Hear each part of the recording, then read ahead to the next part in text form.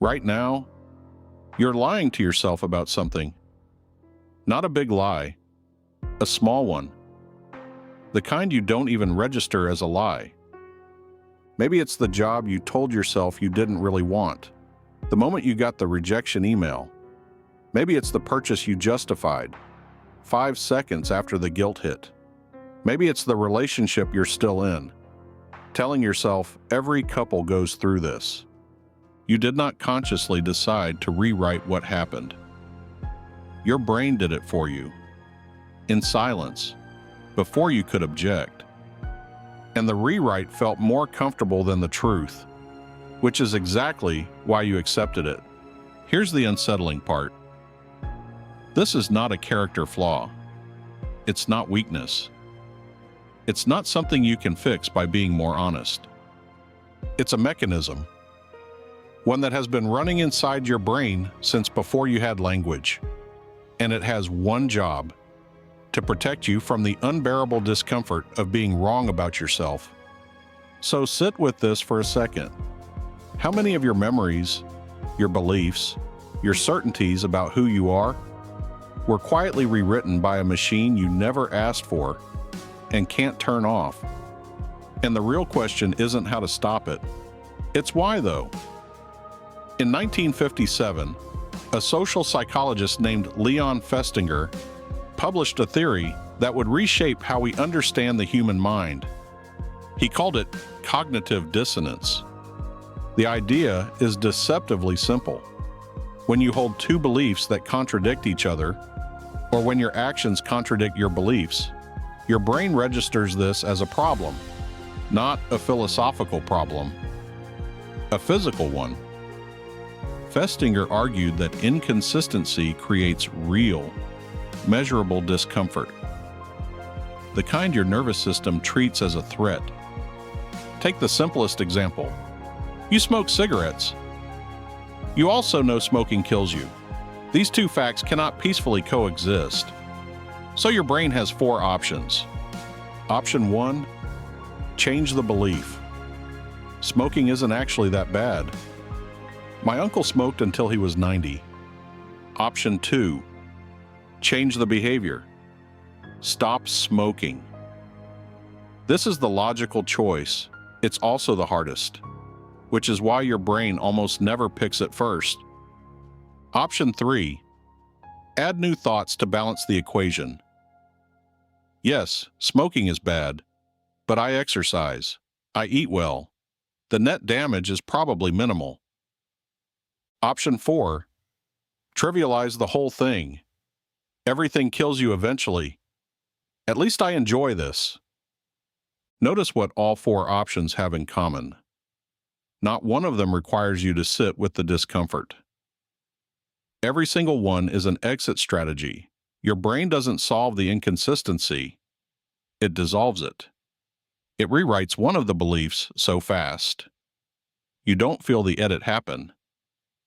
And here's where the whole thing turns over on you. Festinger didn't just theorize. He ran one of the most famous experiments in the history of psychology.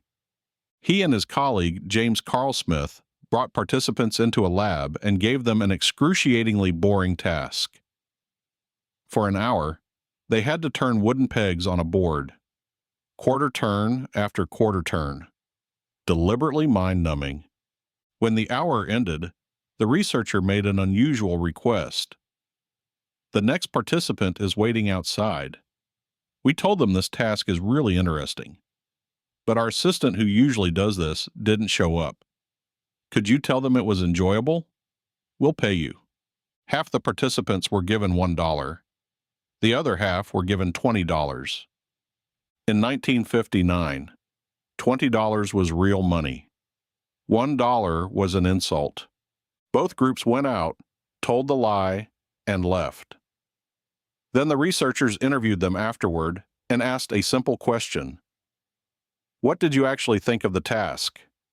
The $20 group said the task was boring. They knew exactly why they lied. For the money. No dissonance, no rewrite. The $1 group. They said the task was genuinely interesting. They had convinced themselves. Here's the mechanism behind it. The $20 group had a clean story. I lied because I was paid well. The $1 group had no such safety net. $1 is not enough to justify lying to a stranger.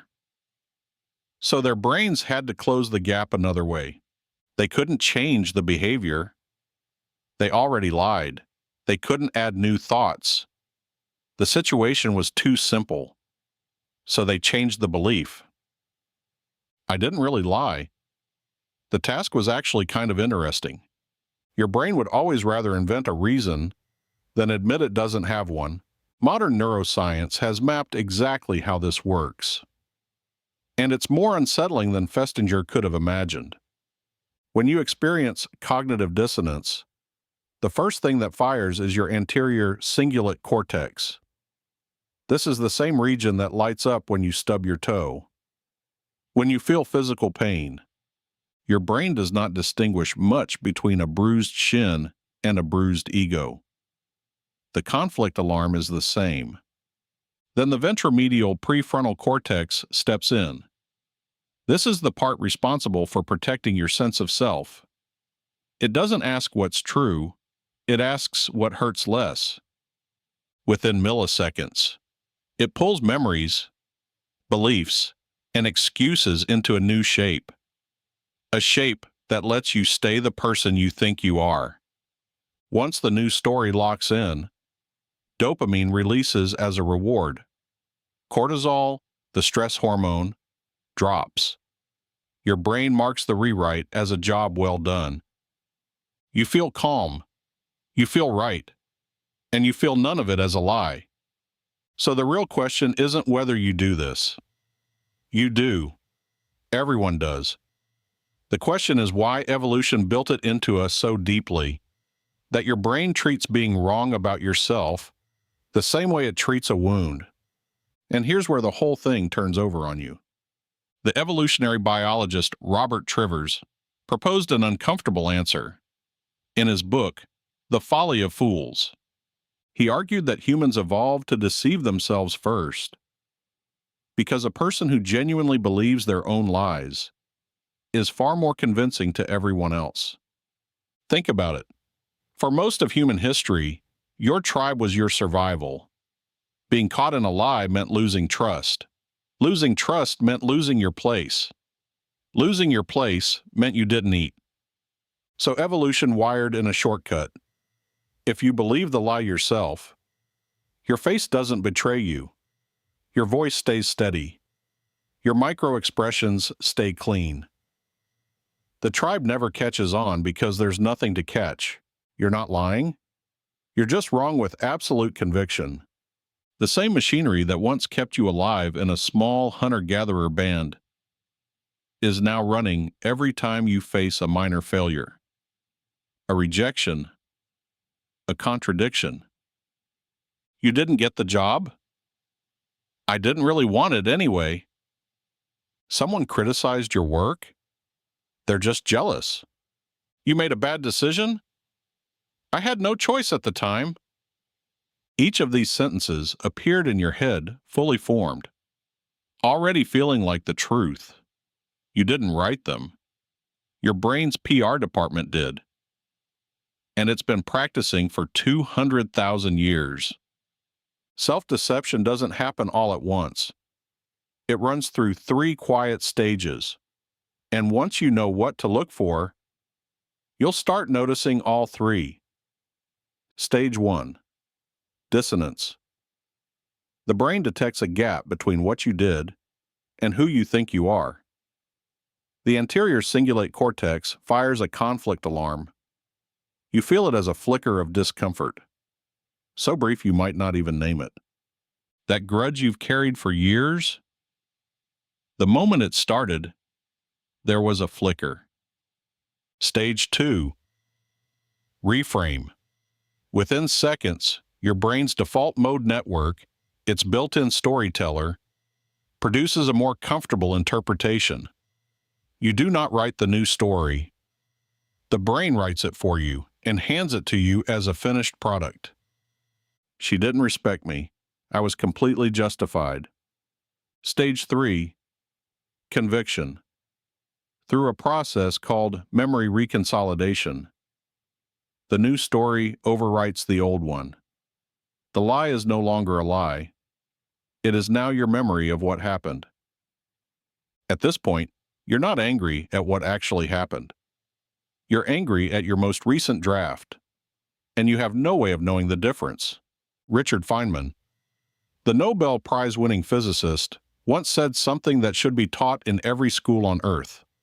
The first principle is that you must not fool yourself, and you are the easiest person to fool. He wasn't being clever. He was stating a design flaw. Your brain is not a camera recording objective reality. It's a storytelling machine with a conflict avoidance policy, and the story is the only place you have ever lived. So what do you do with this? You don't try to stop lying to yourself. That's impossible. The mechanism runs below conscious access. You can't outwill it any more than you can outwill your heartbeat. But you can learn to notice the lies as they happen. When a smooth, fast explanation appears for an uncomfortable truth, slow down. That smoothness is the tell. Real truth is messy. It resists a clean narrative. When you catch yourself saying, "I didn't really want that anyway," pause. Ask yourself, did I want it before the rejection? If the answer is yes, you just watch the reframe happen in real time. That's the win. Not stopping the mechanism, catching it. Because the person who can watch their own brain rewrite a memory and say, "I see what you just did there," that person is slightly harder to fool tomorrow than they were today. And in a brain designed to lie to you, that's not nothing. New videos every week. Keep asking.